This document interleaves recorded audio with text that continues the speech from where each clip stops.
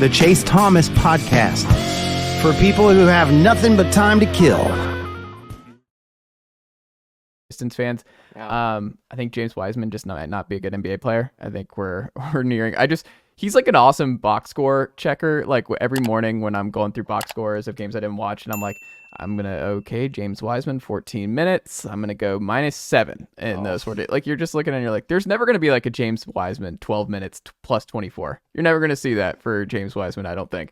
But I didn't think they'd be this bad. I thought with Monty Williams and with Cade coming back, the East being pretty volatile all across the board, because there's only a couple teams you can really cross off. It's like they can't make the play in, and it's end of list of Wizards and Pistons, I guess, at this point, because I still think the Hornets, Steve Clifford, I'll never discount regular season Steve Clifford. And I'm with you. We'll see on that front. But what do you make of the Pistons and why they've been so bad or on this horrid losing streak to this point? I think they just had that kind of moment that a lot of young teams have, where you come out of the gate, you storm out of the gate, really, and you have a lot of talent and a lot of energy, and enough things are kind of breaking in your favor that you're winning or you're staying close in some games. But at a certain point, the opposing teams slow down, and they look around and they say, wait, we don't actually have to guard 3 of these guys behind the arc at a given point in time. Wait, we have a mismatch almost every trip down the floor because of the way Detroit's lineups are being put together right now.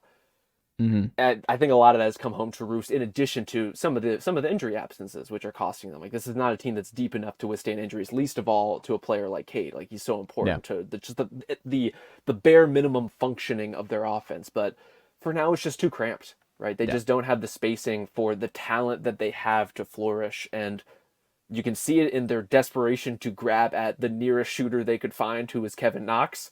And Kevin Knox coming in and making an immediate impact. Like, that's how badly they need shooters right now. I mean, he had the most minutes of anybody, I think, last night. Like, Kevin off the bench, I should say. Kevin Knox, as someone, position. Oh my God. Like, he was a hawk for a little bit and couldn't, I mean, it was rough. But like you said, I mean, Isaiah Stewart starting at the 4 with Jalen Duren, who I like. Jalen Duren, I think, is going to be a good player for them. But, like, I mean, what's the downside of just playing Jaden Ivey and Cade Cunningham a bunch together? Like, have there, the better. I don't know. Like, are you a Jaden Ivey guy, or are you just, is he a 6-man type guy more to you? Like, what have you seen from Jaden Ivey with this group? Does he fit next to Cade? Where are you at? So last season, I thought you saw some really impressive flashes from him. Some moments where it's like, oh, this is an undeniable athletic talent, shot-making talent, the moxie, the change of speed. You could see him being a real difference maker on the ball, trying to create. This year, he has not found a comfortable place in their offense yet. Clearly, Monty Williams does not trust him on the level to want to start him and wants to see something more from him. And there's been some quotes to that effect, which, fair enough. He's a young player. I can understand kind of wanting to put him through the paces a little bit. And Monty is a guy who you have those trials with him as your coach, right? Like, he makes you earn it, and then you come around the other side, and there's just like a newfound respect on all sides. Unless you're DeAndre Ayton, apparently. You know, maybe the exception to every rule. Yeah. I would like to see Ivey in that starting lineup. I don't really see the logic in starting Killian Hayes, as you alluded to. Especially, I don't see the logic in starting Hayes and Stewart both. If you want to do one of those things, I'm on board. If you're going to make me pick and choose, I'm going to take Isaiah Stewart in that spot, who I think has acclimated himself reasonably well, like made at least enough of his threes to be credible. And we know what kind of gives you in terms of like effort and physicality and energy and force in that lineup. So I like those things. I don't really like what Killian Hayes adds to that group. And I don't know why you would be punting on one of the more interesting young prospects on your roster. For whatever reason, Monty Williams is currently punting on Jaden Ivey. So I personally would like to see it.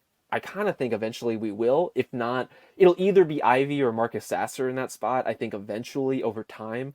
But for now, this is what we got, and this is what the Pistons have, and it's really putting them behind the 8 ball. Like, that starting lineup is getting blitzed in a lot of these games. And I don't think that's going to change. And you're just kind of like out of it. I think you came into the year with the upgrade, making Monty the highest paid NBA coach, and you're like, there's going to be a bump. There should be a bump, and they might be worse than they were a year ago.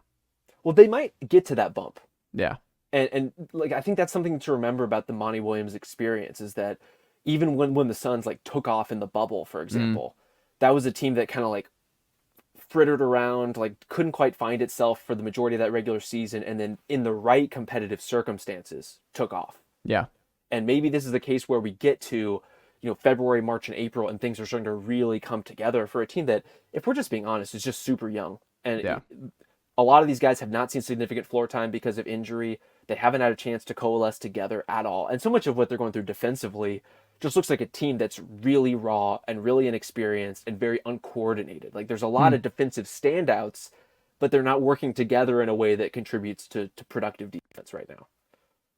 Yeah, we'll see. I don't know if I love any of do you love Cade? Do you think Cade has first team All NBA potential?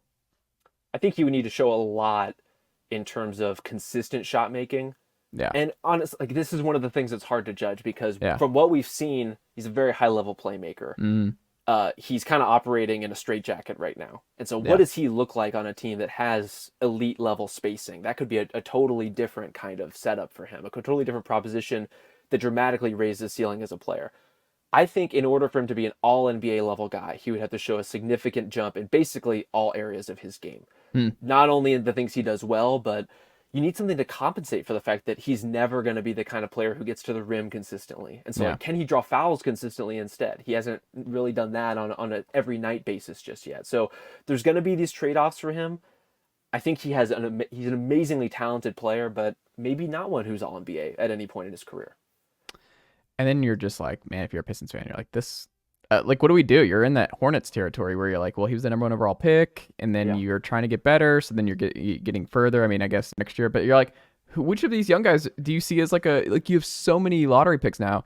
Thompson, I think, is probably going to be a good player, but he's just more of a role guy, more of a role kind of player. And then you look at Duran, more of a role player, good player, but a role player. And then Jaden Ivey, you're like, man, if you miss on all those in terms of not missing just they're going to be all bad players, it's just to get that many guys not develop into potentially even worst case scenario, a second team All NBA guy in their prime. You're like, what are we doing? That's just demoralizing as a fan base because you're like, you would hope at least one of these guys would break out, and I just don't know who that is. I would still bet Cade, but I don't feel great about it. Yeah. You know what else I don't feel great about, Rob? As we wrap up here, the Miami Heat. In terms of them playing the Atlanta Hawks, because that should just be given a win as long as